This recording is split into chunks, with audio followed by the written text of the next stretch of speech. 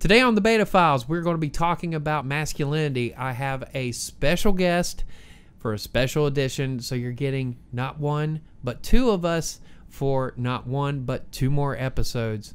Well, he won't be on the second one, so anyway, we're still going to do the history of the news since CNN. We're going to be doing that as well, so you're going to get double the pleasure, double the fun, as the old Wrigley's commercial went. So here we go. Today, masculinity on the BetaFiles.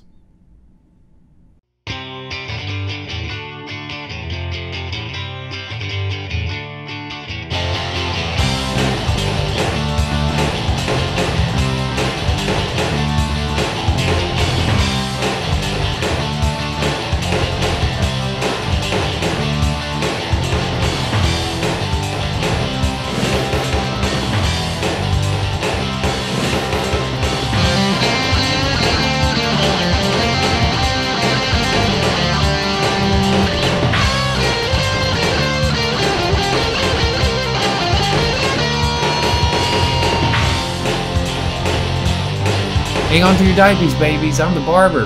This is the BetaFiles. Alright, so today we're going to talk about masculinity. My sons gave me a bunch of different articles that I read this morning and yesterday and kind of got a lot of great ideas. And then I thought, well, I'm already going to have him here for the Optic Poet. So I thought, why not have Mr. Johnson weigh in as he is. So this isn't, we're going to try and stay away from the generational thing and just talk about masculinity as a whole, what the state of masculinity now. So there's Dr. Johnson, Dr. J. Howdy. Howdy.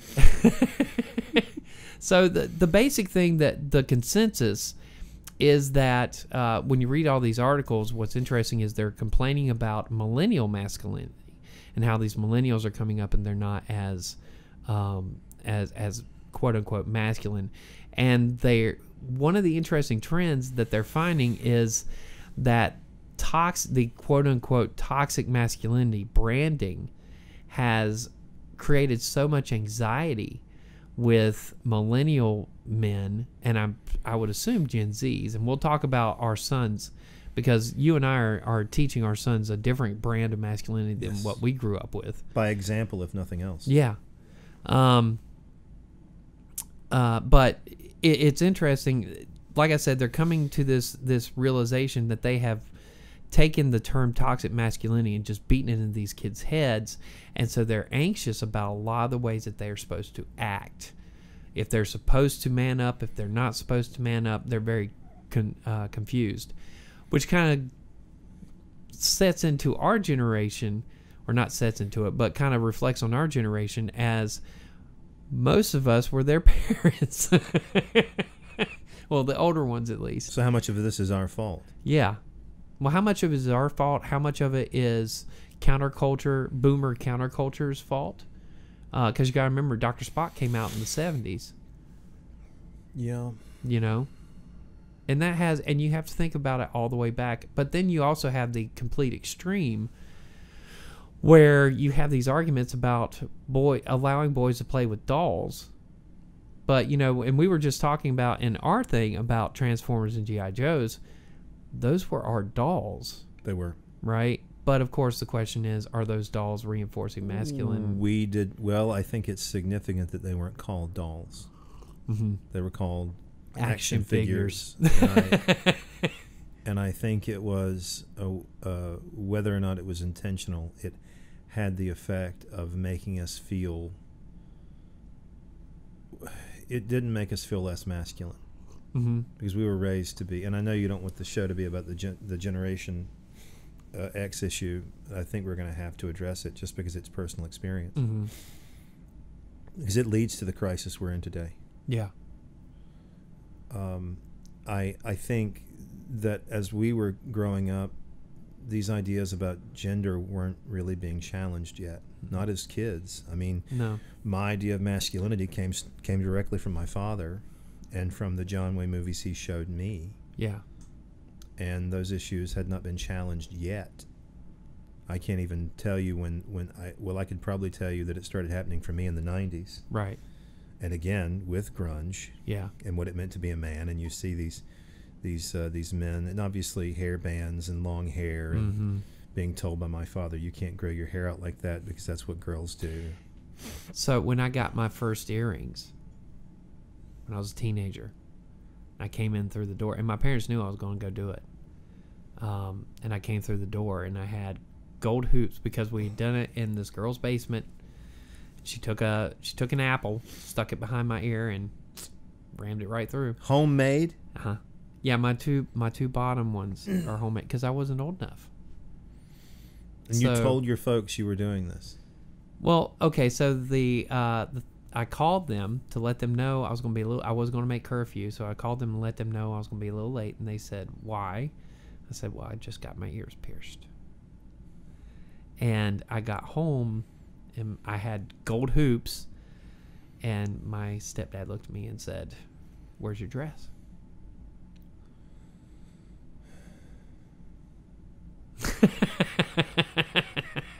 So,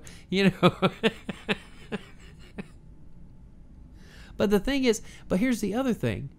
All right, so, and this is going to be a little personal, but the reason why I have earrings is because of George Michael. No kidding. No kidding. If you go back, especially with the Wham stuff, he had two hoop earrings. Now, I had seen that since I was a child. And then you get to the Faith video, and that's pretty much where it sealed the deal for me because I wanted that. And so it was one of those things where I wanted earrings because George Michael had them. And back in the 80s, George Michael was seen as a sexy, masculine figure. This is before they started talking about his sexuality. Before he came out.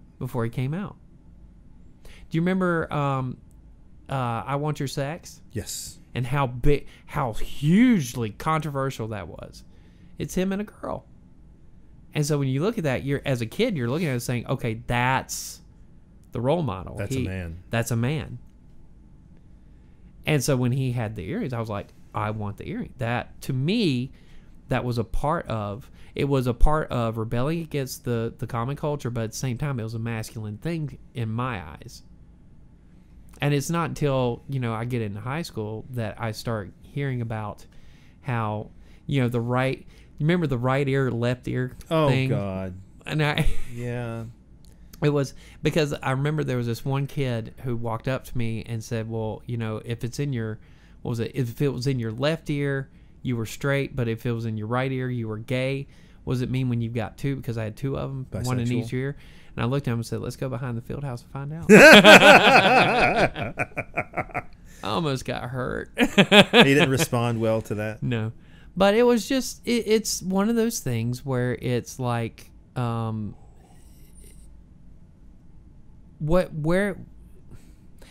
a child, you're looking at masculinity completely differently. You're picking up on what the culture is saying is masculine. Well, your first role model was probably your dad. I mean, most of us at some point. I didn't have that. No, I'd say as a rule, that most boys, we literally try to walk in our father's shoes. Mm-hmm. I mean, I remember putting on my dad's shoes when I was like 4 years old, right, and walking around the house and pretending like I'm going to work, and right, he was my first role model. Yeah. Which turned out to be a pretty confusing role model, mm-hmm. because for his generation, the kind of the version of masculinity that is really going away. I mean, you still see it from time to time, mm-hmm. and I've got family who are my age, men who are my age, who actually adhere to the kind of older standard of the man never cries. Mm-hmm. He's the breadwinner. Mm-hmm. He controls his emotions. He's ultimately kind of stoic. The only emotion he can show is anger. Mm-hmm. His job is to discipline his children and to be a good Christian man, and there are a whole host of things that go along with that. So there's a religious component. Yeah. He's also supposed to be the head of his household, and The wife has to be submissive, and that's kind of changed a lot. It has changed a lot. In fact, this goes back to a conversation we were having a few weeks ago. I think one of the significant shifts that we've seen is that gender roles have disappeared, and I think that's done. And this is not a bad thing, you understand? So I don't want to be misunderstood. I think this is good. I think gender roles have been challenged, and as a result, we no longer are forced into a kind of masculinity and even femininity that simply doesn't work. In fact, they have created conflict in our generation, and I don't know that the millennials even think about it. I know that Gen Z doesn't really think about gender at all in the way that we did. Yeah. My kids certainly don't have an uber masculine father who is the head of the household, and I mean, that's not the way things work, and I'm very grateful for that, because it takes the pressure off of me to be the man of the house. And if the household succeeds, it's because of me, and if it fails, it's because of me. Instead, I'm in a partnership. Yeah. And that's what my kids are going to learn. I would dare say that's probably what your kids are going to learn too. Yeah. Do you remember the movie She's Having a Baby? Not really that well. No, it's fine. It's Kevin Bacon and I can't remember her name. One of the things that they struggle with in that movie is those pre-prescribed roles. This was older Xers. And I think with our generation, one of the things that's interesting, and I actually did mention it, the thing you're talking about, we talked about this too in that same episode. Optic Poet #1. Promo. Yeah, promo. Shameless plug. But shit, what was I talking about? Okay. Let me back up. I gotta remember my line of thought here. So it was She's Having a Baby. Gender roles. Well, just the whole, yeah. I have completely forgotten my line of thought. Shameless Plug should really be the name of a band, by the way. Yeah. That would be a great name for a band. The band I always wanted to do would be called Twist Inside, after the Everclear song. So, very nice. Yeah. I thought that would be cool. Anyway, okay. I don't remember this movie at all. Okay, well, it came out in the late 80s. Like I said, it's older Xers, part of that Brat Pack thing, but it's that transition into adulthood. Okay, now I got it. We were talking about how, I have conversations with my sons that I would never have had with my parents. And I think that's generational. I think that when you look at Gen X, we are more open with our kids. It's so weird. We were talking about this. This was not part of any podcast or anything, but we were talking about this just offhand one day about the midlife crisis for Gen X and how they're saying it's going to hit later for us because we still haven't grown up. No. As a generation, we're still immature. I don't know what it's going to take to grow up, to be honest. I just hope it never arrives. Yeah, I know, right? Because growing up sucks. It does. I mean, I'm happy being a slacker. I don't really want to go beyond that.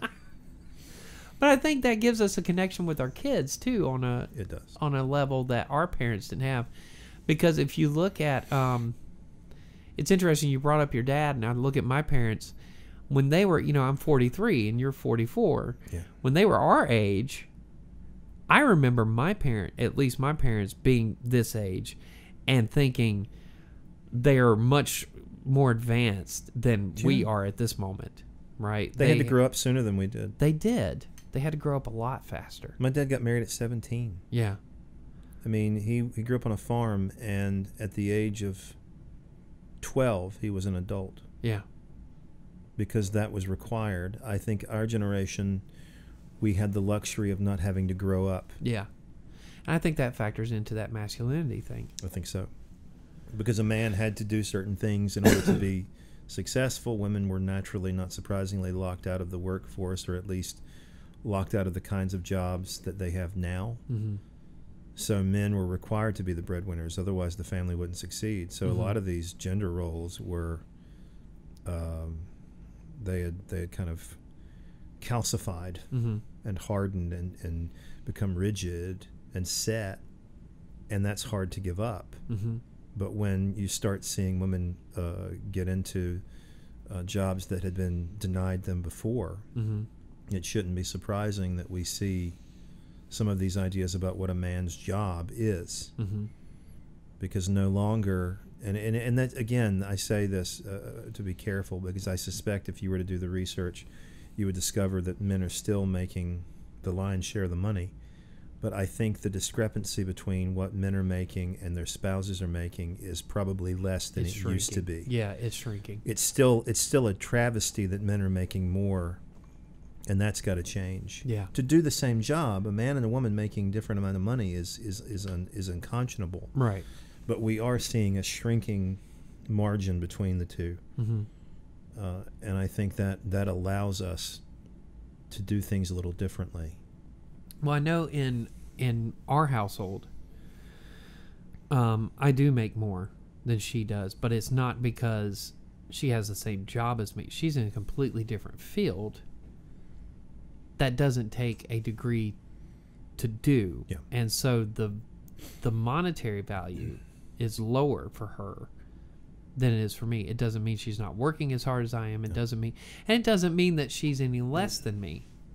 But because I have an advanced degree, the monetary value that I present in the marketplace is higher than she does. There's also a lot of cultural capital Yeah. with having a master's degree, Mm-hmm. or having a PhD and being in higher education. Mm-hmm. There's not as much cultural capital in your wife's job, Yeah. for better or for worse, Yeah. or in my wife's job for that matter. Yeah. Whereas having a doctorate and being a professor Mm-hmm. gives you a certain level of credibility that other jobs don't have. I remember when I was in college, I was looking at my sociology textbook, and I guarantee you it's changed since then, but they ranked jobs by prestige Right. in the United States. And at the time the textbook was published, number one job in terms of prestige was university professor. Mm-hmm. Not doctor, not lawyer, not businessman or woman. Mm-hmm. Nope. It was an English professor. If or it's not university number professor. one now, it's up there. It's got to be in the top 5. Yeah. It's got to be in the top 5, and it's because it carries with it a certain level of cultural capital. Yeah. But because we're seeing, I think at least, women doing what had been regarded for so long to be men's work, Mm-hmm. you're going to see these gender roles challenged. Masculinity in its current form, or in the form that our parents knew it. I would not want to be our parents right now, because it's got to be a horrifying world in which they live. Because their ideas of gender and masculinity and femininity were so set. And your dad and my father was the same way. The idea of getting an earring, my father told me, if you ever get an earring, I'll rip it out. Mm-hmm. And he was serious. Yeah. Because he had very rigid ideas. The whole blue is for boys, pink is for girls. This is what boys wear. This is what girls wear. These are the kinds of things that boys are supposed to do. These are the kinds of things that girls are supposed to do. Yeah. And for them, it's that simple. Yeah. It's cut and dry, and as a result, their view of the world is simpler. Mm-hmm. It's a lot more complicated for us. It is. I think one of the problems that has happened from, and I think I mentioned Dr. Spock when we were talking about this off camera. Well, maybe I did mention it. I can't remember. My memory's so bad anymore. Don't drink, kids. Or teach English. Because even once you drink and you stop and you sober up, I've been sober for 3 years now, and it's like my brain is still like, TMI, I know, but What was I talking about? Teaching's an adventure. It is. Oh, okay. So I think for us, and then because of who we are and how we have tried to bring up the younger generations, what we've done, and it's not our generation's fault, and it's not the culture's fault, it's just the way the culture shifted. If you look at the 80s, look at the movies between the 70s and the 80s. In the 70s, you had masculine characters. Yep. They were, I mean, it's Dirty Harry, Rocky. Well, Rocky's an interesting figure. Maybe we'll come back to Rocky. But you had Dirty Harry, you had Charles Bronson, you had all these different, very masculine, Chuck Norris, very masculine. Bruce Willis. Well, that's 80s, right? Yeah. But then you get to the 80s and you get these comedies like Animal House, like Revenge of the Nerds, like Porky's, where the jocks lose. And you see the shift. And you were talking about being emasculated on the way over here. They emasculate the jocks in these movies. Even if you look at a movie like Varsity Blues, where James Vanderbeek's character is dealing with, okay, the popularity of being masculine versus the unpopularity of what he wants to do, which is intellectual, Yep. right? He's a smart kid, and he's battling that the entire movie. And what wins out? The masculinity. Which is a shame. It is. Because it took my dad a long time. He was very proud of me that I had gotten so far in college. But I think there was a certain cognitive dissonance. Yeah. That you could be both an intellectual and a man at the same time, and that you don't have to choose. Yeah. That you can still be both of these things simultaneously, and that you're not weak because you're an intellectual. Whereas, I mean, for him, and you see it in the movies that he watched. My mother and I were watching TV, and she wanted to watch one of my dad's favorite movies called McClintock, which is a John Wayne film. Very familiar with it. And I love that film. Yeah. But it is a quintessential boomer mentality about gender. Is that the one where he grabs her by the hair? I don't know if he grabs her by the hair, but it's the one where he spanks her. Yeah. To put her in her place. Yeah. And my father loved this movie, and it hit me the other day how confusing this must have been for him when I went to college, because they make fun of college boys in that movie. And they make fun of intellectuals in that film. And instead, what the movie is praising is self-made men who pull themselves up by their bootstraps. And all the college boys in the film look stupid. They're ridiculous figures. Yeah. And I think that's why, and you talked about this before too, why why the men of our parents' generation are so confused. Because a lot of them went to college. What do you do with that information? How do you settle that? Yeah. And again, when you tell a child, or tell your kid after he's finished how many years of college that that you're less intelligent than you were when you went in, because again, it doesn't compute for them. It doesn't compute for them. Well, and it's what we were talking about right before we started this recording. The enigma that is Tucker Carlson at this very crucial moment is, or the answer to that enigma is, he's speaking the common man's language. And while all the others are not speaking that language, they're listening to Tucker. But he's not a masculine guy. He's not.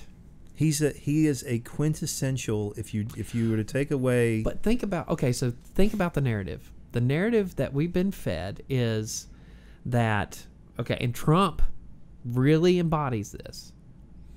The intellectual elites have ruined your life. Tucker looks like an intellectual elite, but he sounds like us. He sounds like a populist. He sounds like the common man. And so the way they're viewing it, even though he's not, the way they're viewing it is, look at this guy who's as smart as they are, but he's more intelligent because we understand him. And intelligence for them is, can you speak my language? It's not, how many books have you read? Yeah. There's a great joke that Bill Hicks said years and years ago, how he was in Texas. I love that man. I know. He was in Texas, and he stops at this Waffle House, and he's got this book. And he's reading the book. And the waitress walks up to him and says, "What you doing?" He said, "Well, I'm reading a book." She said, "You're reading? What you doing that for?" And he says, "Well, because I don't want to end up in a Waffle House waiting on tables." And then she says, hey, Jim, we got us a reader over here." But it's that mentality, right? Yeah. He's speaking a language. He looks like them, but he's not. He's speaking the common man's language. Even though it's all an act. It's all an act. He knows, and this is, you could do again an episode just on media again. Mm-hmm. Where they know exactly what buttons to push. Yeah.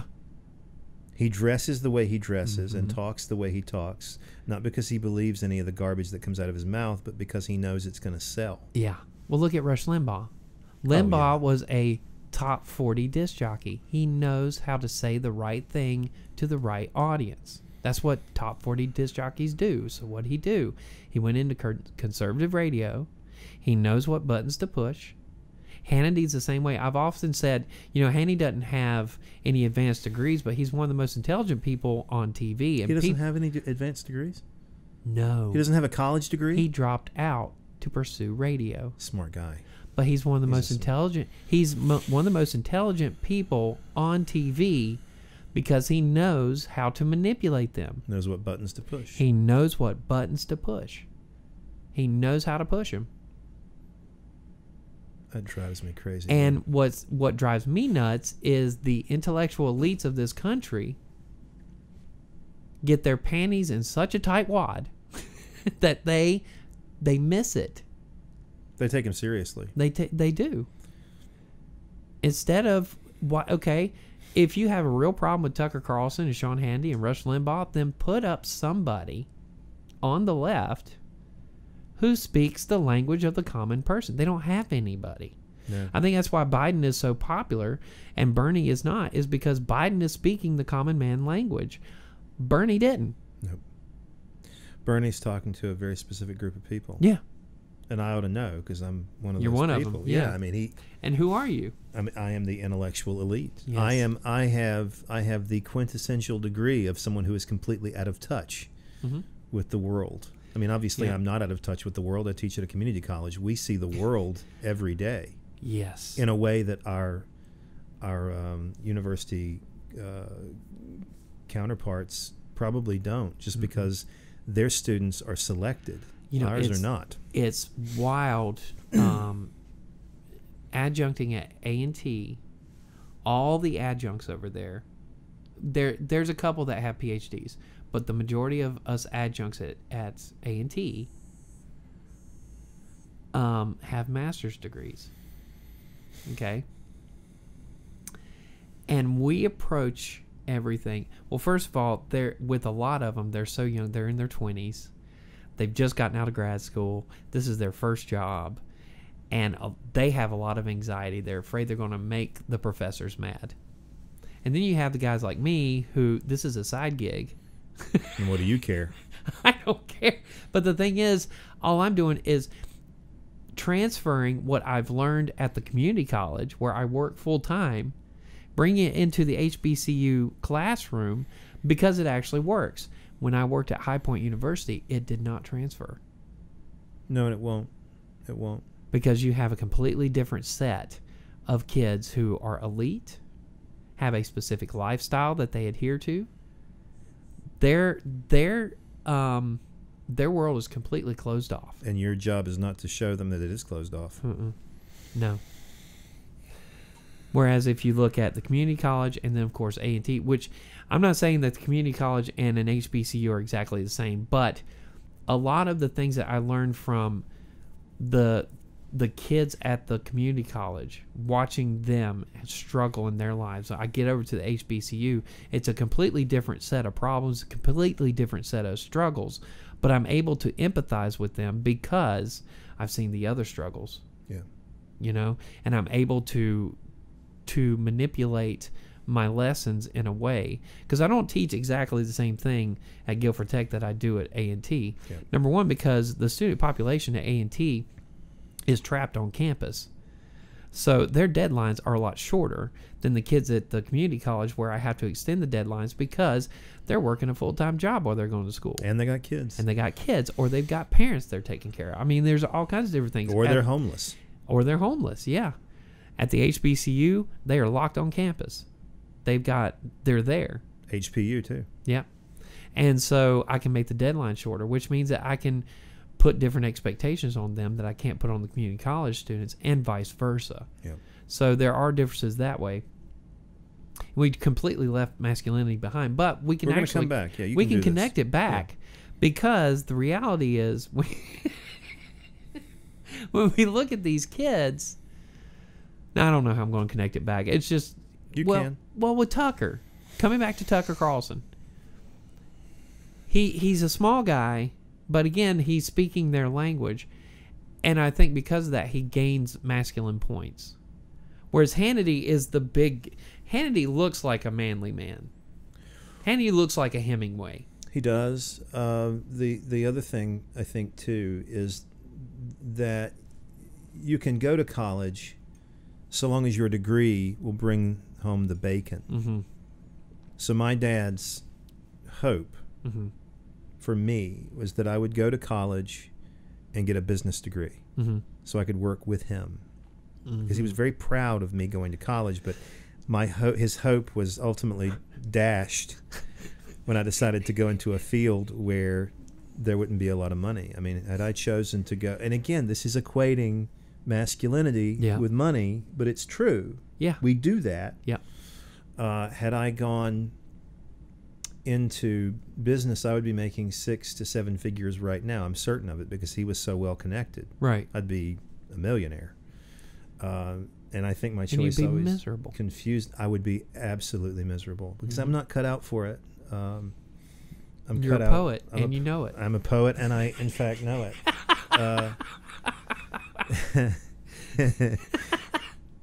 But I think the humanities, because they don't make any bread. Mm-hmm. You can't, at the end of the day. So when someone's in construction, at the end of the day, they can look at this building. Mm-hmm.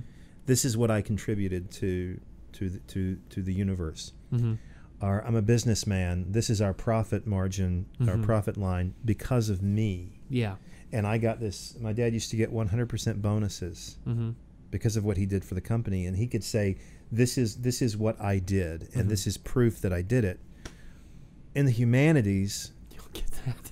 you don't get that, and there's a reason why. If you look at English majors, which we are, most of your English classes were dominated by women in terms of just sheer numbers. Yeah. You were surrounded by women. Yeah, maybe we're the wrong people to be talking about masculinity, because we chose one of the non-masculine degrees. Yeah, no. But it's and you're not. No, it's absolutely true. Yeah. Because there's no pressure on women to make anything. Yeah. They didn't have to manufacture. Okay. They had to do something else. They had to make babies. Yes. That's the only thing that women were supposed to make. Right.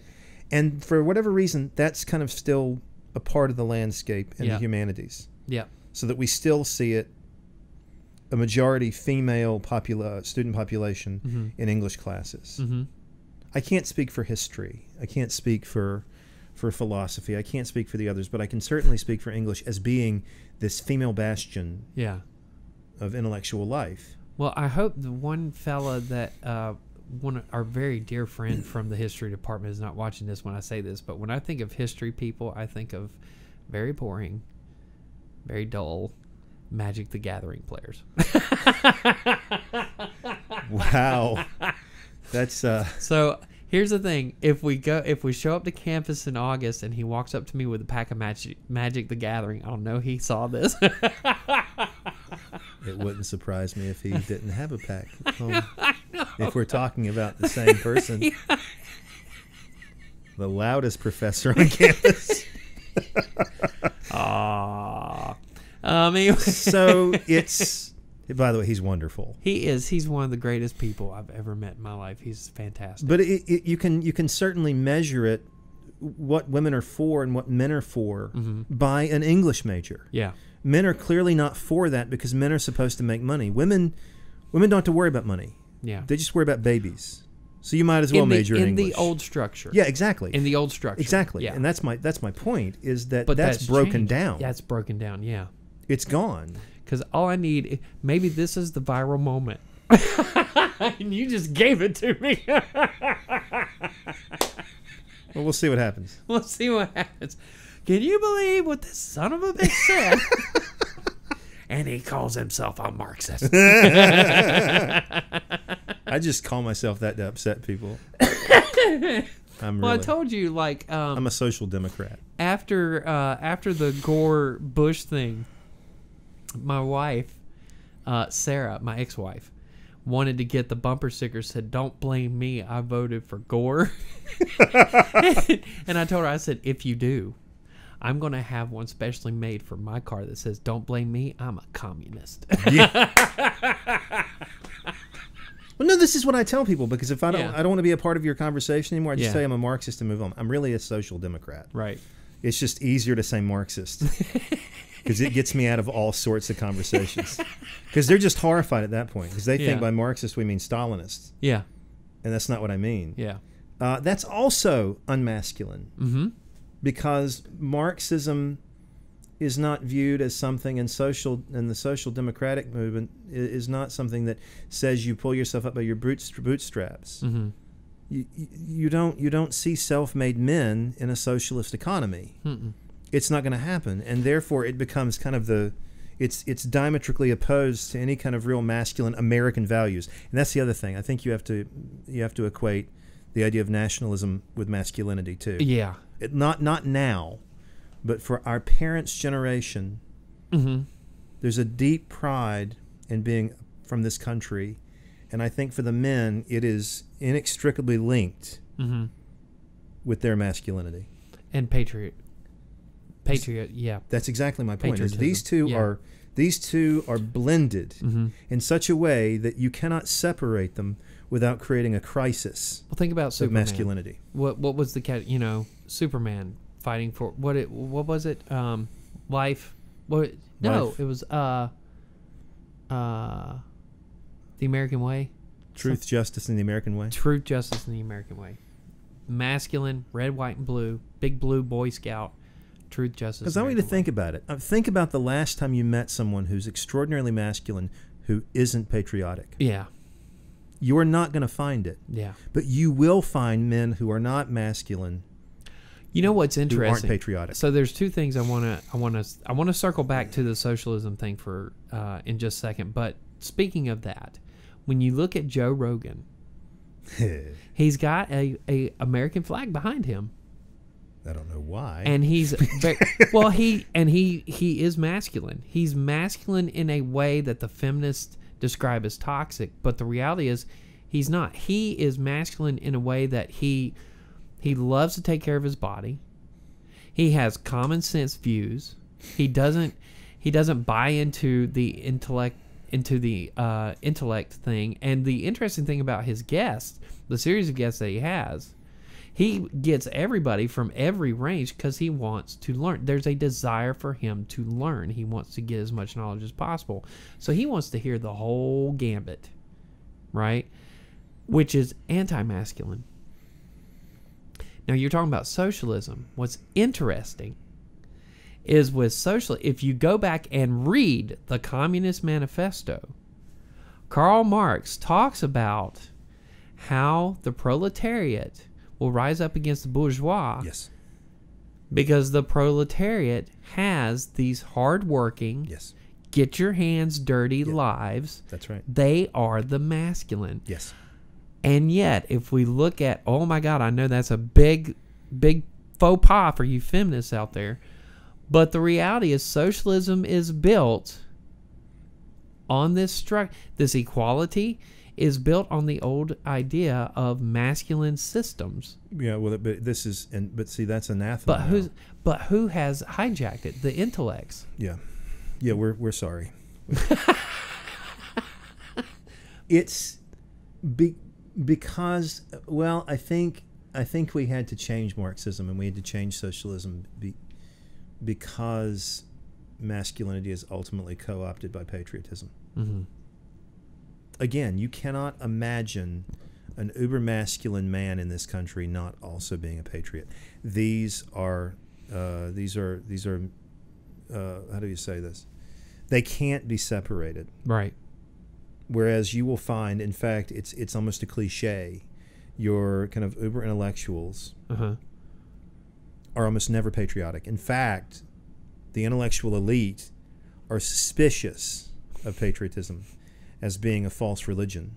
Right. And I am one of those people who is highly suspicious of unthinking patriotism. Well, and the other thing that to clarify the that. red flag. Well, the red flag of patriotism, the red flag that goes up with patriotism is nationalism, which leads you to fascism, which leads you to Hitler, and it's just that series of, because the thing about being part of the intellectual community, we all came through the same surveys. Yes. And all the same surveys said the same thing. Nationalism is evil because that's what Hitler did. And we've got this bad taste in our mouth. But socialism is good. But we're not the ones who are going to benefit from socialism. No. And I hate to say it, but it's coming.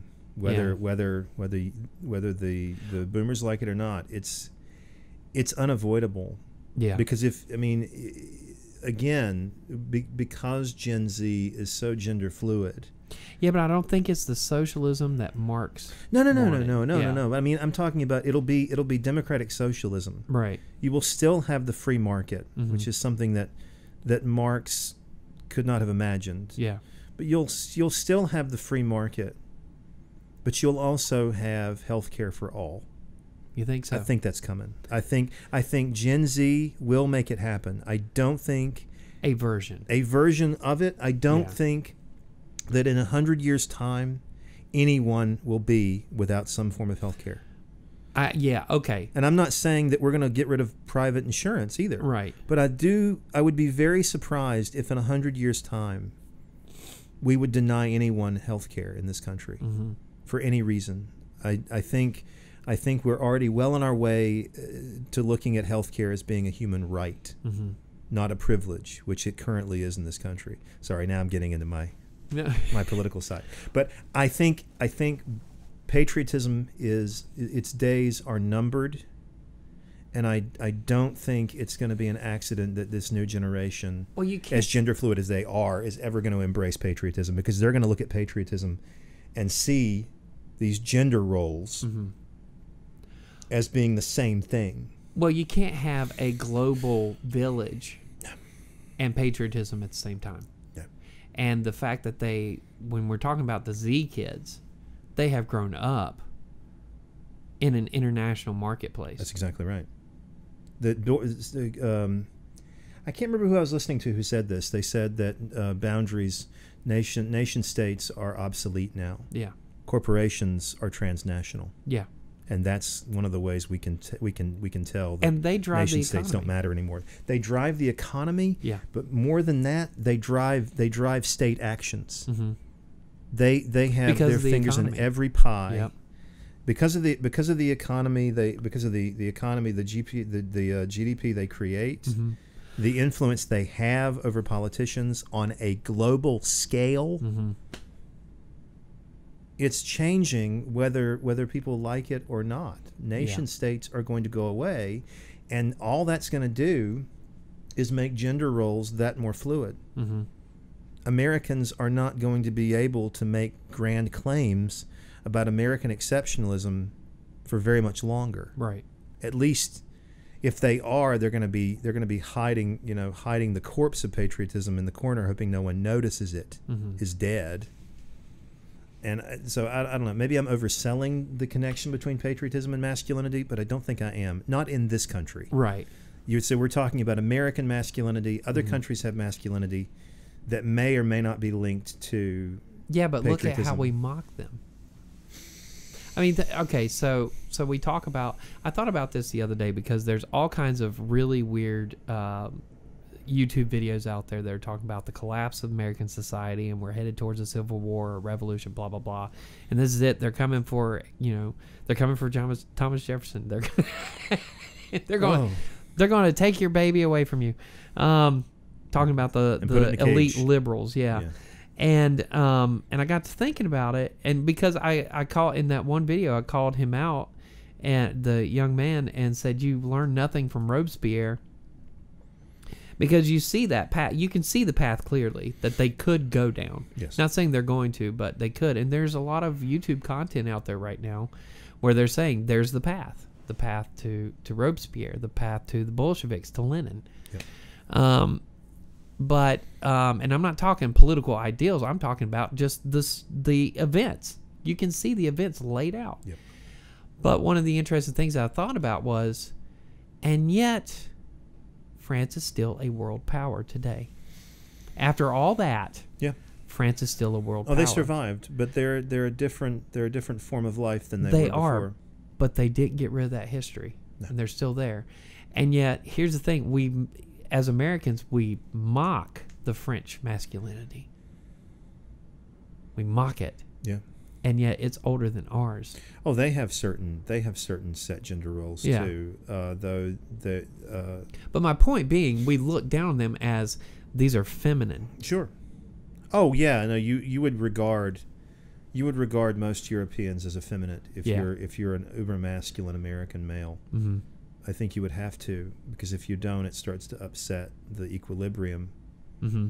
Because the equilibrium relies on both of those things at the same time. You can't be, and I've said it 1,000 times, but it's true. You can't be a masculine American male and not be patriotic at the same time. You have to be. There's no option. There is no alternative, not according to the grand narrative, the master narrative. So if you were to take away a masculine man's patriotism, he is in crisis. Mm-hmm. Which is why we see so many masculine men hanging on for dear life to the Confederate flag and to the American flag, because without them, they're naked. Yeah. And they're in trouble.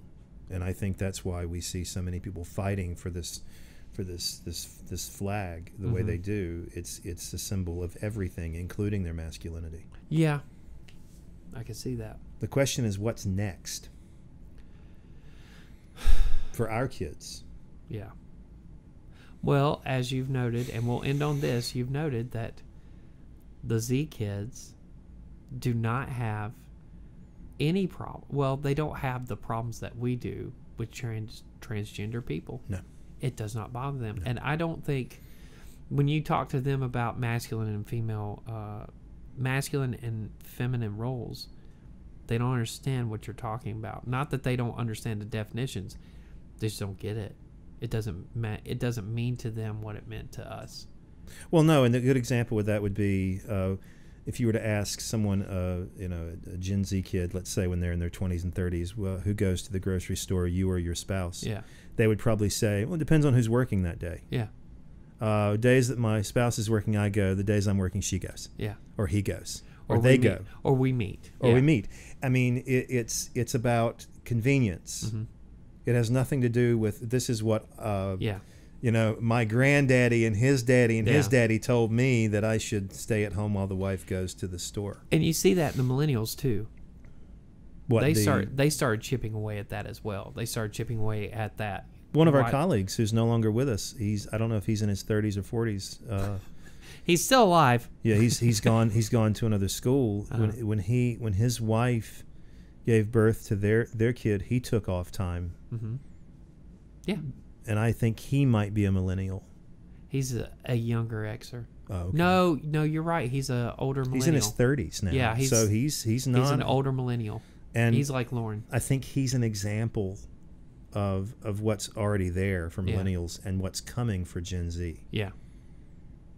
Which is exciting because there's no pressure, right? No. One of the things that I like about Buddhism which I know just makes me sound even more like an intellectual elitist, is that it says that... A Marxist booted.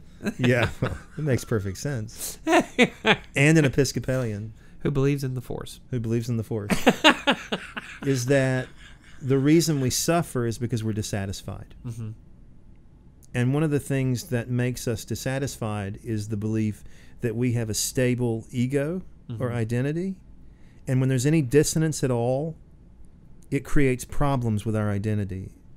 And you've been taught so much that you have to conform to certain roles that getting outside of those roles at all makes us miserable. Uh-huh. What happens when we abandon any sense of identity with regard to gender roles?